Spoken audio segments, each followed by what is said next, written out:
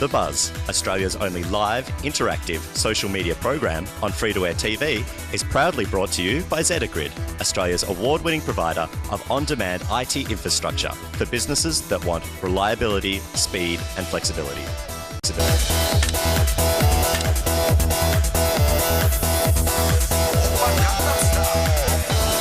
Actually haven't even opened the lid of my laptop.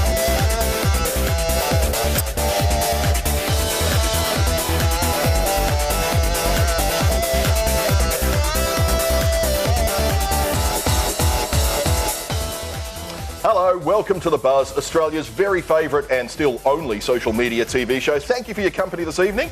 Say a big hello to Paul Cook, otherwise known as Cook SP here.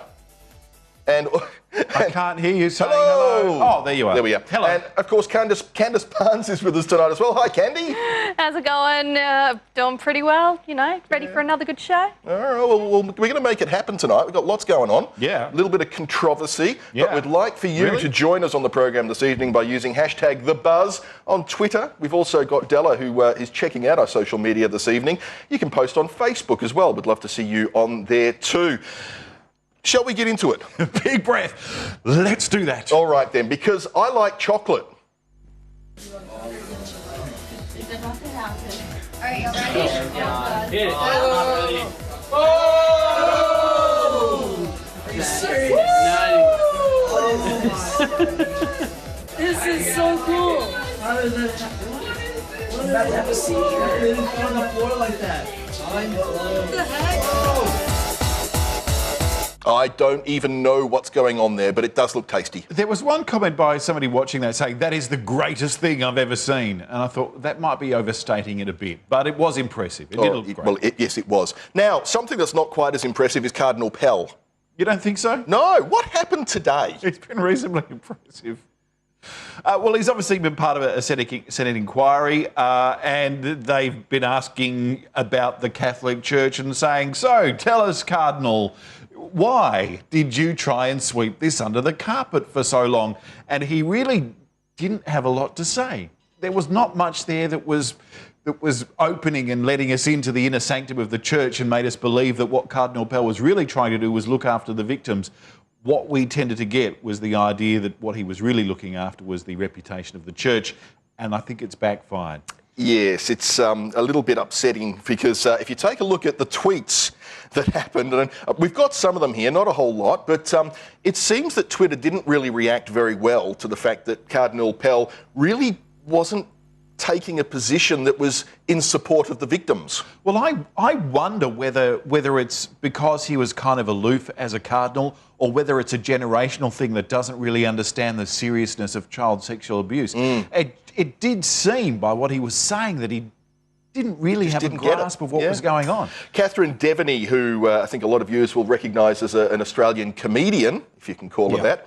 After a day listening to Pell, I'm going to have to shave my head, burn my clothes, bathe in bleach and have my brain replaced. Yeah. Yeah? Yeah. What was your quote to that, Candice? That some would say that she should probably do it anyway. Not me. Burn! I wouldn't say that, but some would.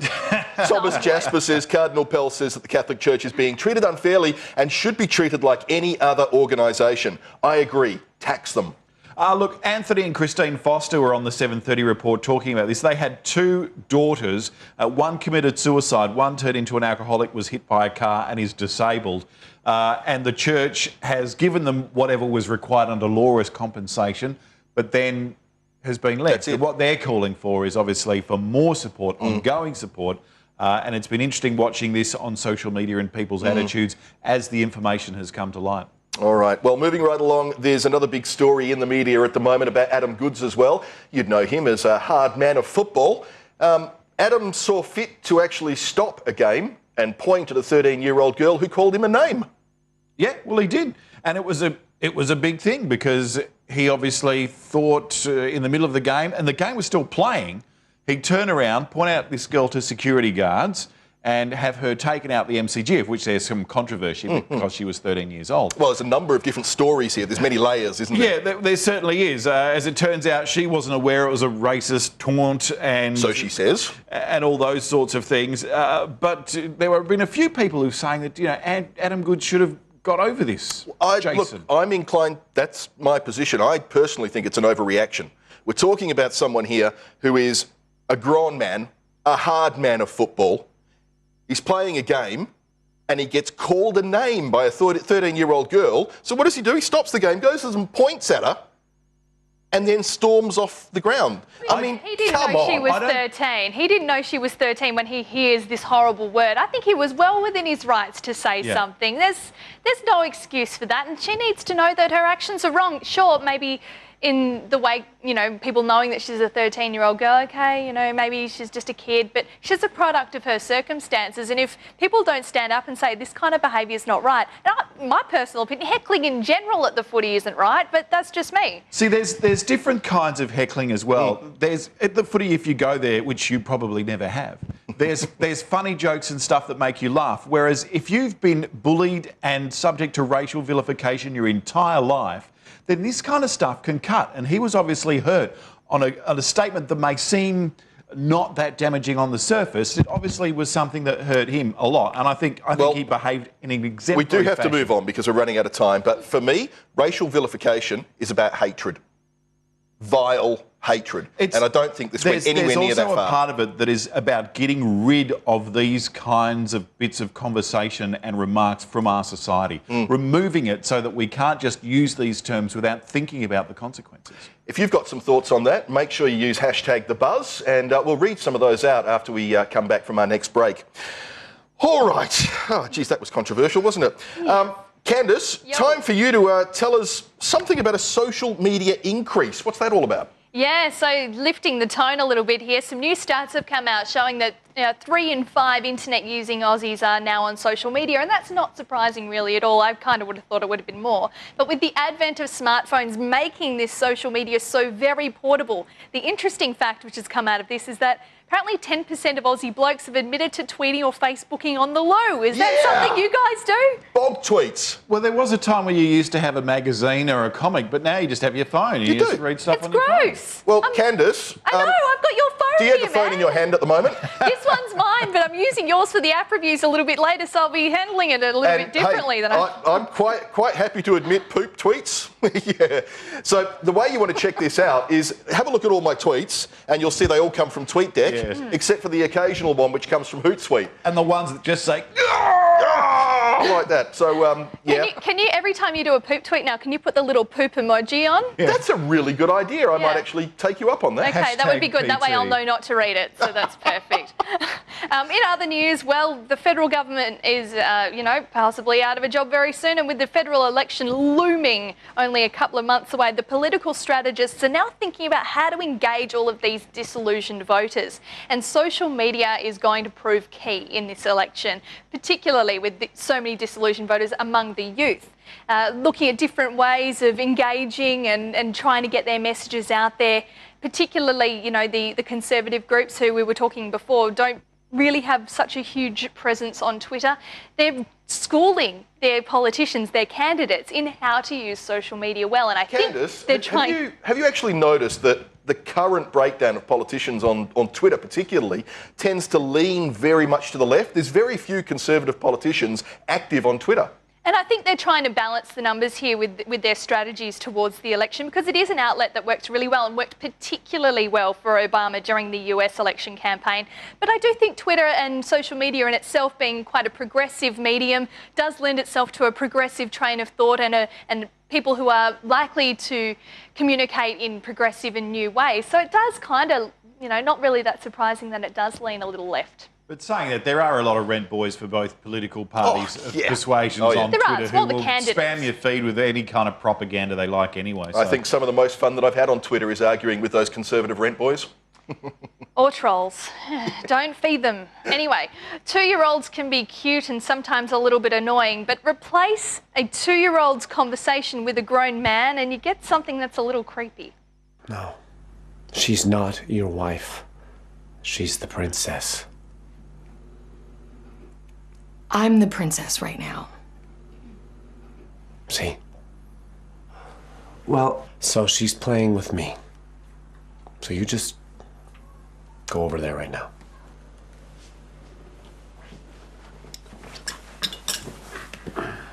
Look how much fun we're having.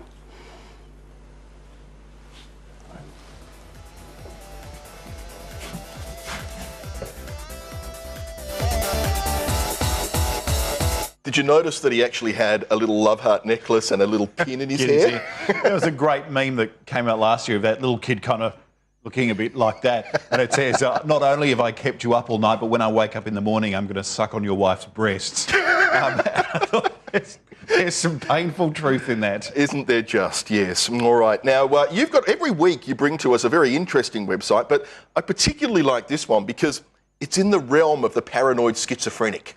Well, and it has been aflame this week, of course, with events going on in London and in Sweden and in France and in Syria. Are they all false flag operations? Well, I think everything is a false flag operation. I think if it wasn't for the Illuminati, we'd be all just sitting around sipping pina coladas in hammocks. So what is InfoWars all about? And, as I understand it, it has a sister site which is called Prison Planet? InfoWars is run by a guy called Alex Jones. He's a broadcaster in the United States. He has about 12 or 13 million listeners daily. And it's a digital program, much like Howard Stern now does, where it's a subscription-based program. That's right. It's not. It's broadcast on some terrestrial stations, but mostly it's all up in the sky. And he has a website where you can go and find all the information you want about his stories. And about, I guess, his worldview, which is essentially the fact that we're all living under the Satanist rule of the Illuminati, which starts with the royal family and seeps downwards. But it's a wealth of stories and information and stuff, most of it unverified or verified from a third person So I'm guessing things like UFOs and Area 51 and all those sorts of... Yeah, a little bit of that. Fluoride in the water? To give you an example of what here's a couple of headlines. Scotland, every child to have state guardian from birth as a tag. TSA agent groped my vagina. And the attempt to destroy the individual. It's great reading, and I think it's worth reading if you are following social media and you are following a lot of conversations that seem to skew into conspiracy theories. This is a good place to start. Then go and find the information from that and try and build a balanced view. Infowars.com. Alrighty, now that's a very popular website. Candice, you've got a website that, well, never really became popular. Well, before there was Google Plus, which is debatable as to its popularity, there was Google Buzz, and lasted a very short time before privacy concerns saw many of its users take up a class action lawsuit to the tune of something like $8.5 million. Google lost that one and 18 months ago announced that its very first social media venture, which was Google Buzz, is to be shut down. And that is going to happen officially as of July 17. So everything that was ever posted to Google Buzz will slip away and be deleted into cyberspace. Did either of you guys ever know of or use Google Buzz? I did use it once or twice, but I just found it to be a little bit like Google Plus is today, and just no one there, just tumbleweeds. It didn't really offer a lot, and Google Plus really doesn't offer a lot for me personally now, though I do know there are people out there that use it, so maybe people would like to share an opinion with us on Twitter or Google Plus if we end up doing something. No, probably not. If we hook it up before the whole thing collapses anyway. Yeah, before it's gone. Well, one thing that could soon be of the past as well is compromised passwords on Twitter, with Twitter soon to introduce, or is already in the process of rolling out, two-step verification. It's something that's been with Gmail for quite a while. Basically, the concept is you download an app or you somehow get a verification code to work with your username and password so that you can access your account. Yeah, but you know the problem with this, Candice? What's that? I wanted the two-factor authentication, so I went there and had a look. Unfortunately, unless you've got a Telstra phone number, you can't use it. And that's the case in a lot of other countries at the moment, though I am assured that it will be rolled out across all phone networks in weeks and months to come. So it might be something to hang on for if you're really, really keen on it. 60 seconds on the internet is an awfully fast time, but here's a little bit of what it looks like.